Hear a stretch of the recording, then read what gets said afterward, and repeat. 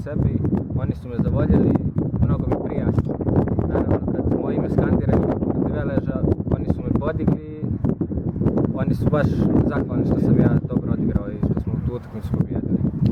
Igor, imali ste jednu neugodnu povredu pa ste propustili susret sa Širokim, a prije toga odigrali ste jednu fenomenalnu utakmicu u kupu, onoliko vremena koliko ste uspjeli igrati protiv Širokog. Da li je povreda stvar prošlosti?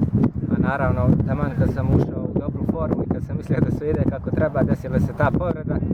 Na prijateljskoj utakmici istegao sam ligament, ali oporavio sam se uz pomoć doktora i ljudi iz kluba.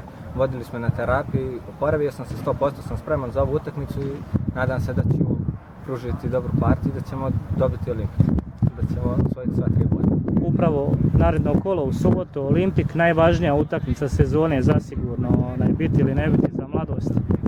Očekivanja, šta vi možete pružiti kao tim? Na svom terenu od nas očekuje svaku utakmicu da osvojimo 1 bod ili 3. Protiv Olimpika daćemo sve od sebe i osvojit ćemo sva 3 boda jer mislim da smo bolja ekipa i na domaćem terenu igramo. Ostavit ćemo srce na teren i vidite šta bude. I ovom prilikom pozivam Crvenu Legiju da dođe u što većem broju jer njihovo prisustvo nam puno znači i daju nam vjetar u leđe. Osim Olimpika slijede još 5 kola, susreti sa Drinom u Zvorniku, pa zatim i sa Travnikom. Vjerujem da su ove 2 utakmice pored Olimpika jako bitne i preostala još 3 susreta do kraja sezone. Da li Mladost može izboriti opstanak? Naravno, protiv Slobode smo dokazali da možemo da se nosimo i sa ekipama i samog vrha, nismo iskoristili šanse, primili smo te golove, ali sad ćemo, nadam se da osvojimo sve vode i da ćemo se i sljedeće godine družimo u mnogo jačoj ligi, Ligi 12.